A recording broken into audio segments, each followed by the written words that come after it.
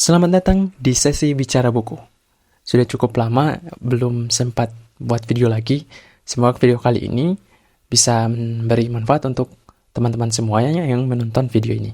Nah, kali ini kita akan membahas salah satu buku yang berjudul The 4-Hour Workweek yang ditulis oleh Timothy Ferris.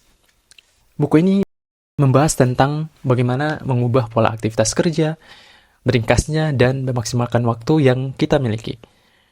Waktu yang kita habiskan untuk sebuah pekerjaan mungkin tidak sebanding gitu ya dengan besaran output yang diperoleh. Kita coba ulas poin per poin. Untuk selanjutnya kita akan bahas lebih detail ya dengan poin-poin yang berbeda pada video-video berikutnya. Nah, untuk video kali ini ada beberapa poin yang penting untuk kita bahas. Nah, di buku ini disebutkan berkaitan dengan menjadi nyuris atau NR. Nah, ini berkaitan dengan bagaimana mereka meninggalkan rencana hidup yang ditangguhkan dan menciptakan gaya hidup mewah di masa sekarang menggunakan mata uang New Rich. Ya, New Rich ini berkaitan dengan waktu dan mobilitas.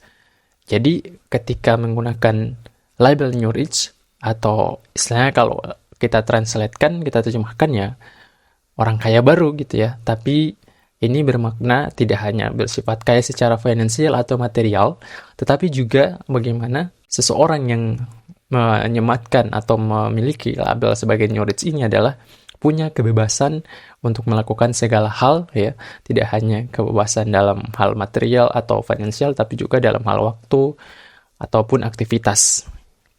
Tetapi dalam hal ini tetap menjalankan aktivitasnya untuk menghasilkan return atau penghasilan. Nah, ini berkaitan juga dengan buku ini juga tentang bagaimana buku ini juga tentang seni dan ilmu yang disebut dengan desain gaya hidup atau lifestyle design. Nah, buku ini mengajari cara melihat dan memanfaatkan pilihan yang tidak dimiliki orang lain gitu ya. Nah, mungkin kita fokus dengan kegiatan-kegiatan atau mungkin pekerjaan kita, ya misalnya kita sebagai seorang karyawan yang fokus full time di tempat kerja kita. Nah, namun lebih dari itu secara implisit mungkin kita tidak sadar gitu ya, bahwa ada pilihan-pilihan yang lain yang mungkin bisa kita maksimalkan gitu. Apakah dengan melakukan pekerjaan freelance, pada malam harinya mungkin kita menggeluti hobi yang bisa menghasilkan pendapatan gitu, menghasilkan uang gitu yang mungkin bisa kita maksimalkan. Dan itu pilihan-pilihan yang perlu untuk kita lihat khususnya dalam diri kita pribadi. Nah, kemudian ada konsep yang utama yang ditawarkan dalam buku ini, teman-teman sekalian, yang ada konsep yang namanya deal. Pengejaannya adalah D-E-A-L, deal. Nah, ini ada kepanjangannya, hanya secara inti saya coba ya sampaikan. Di sini bermaksud yaitu definition atau definisi. Nah, berkaitan dengan definisi ini, bagaimana sih sebenarnya kita mendefinisikan aktivitas-aktivitas kita gitu, atau keinginan kita seperti apa? Kita maunya seperti apa? Nah, perlunya kita untuk mendefinisikan. Di sini sudah disertakan contohnya ya, teman-teman. Misalnya, kita mendefinisikan bagaimana kita bekerja untuk diri kita sendiri misalnya gitu ya. Nah, kemudian untuk outputnya adalah NR-nya atau New Rich. Bagaimana kita mencapainya? Outputnya dari bagaimana bekerja untuk diri sendiri, yaitu NR-nya agar orang lain bekerja untuk kita gitu ya.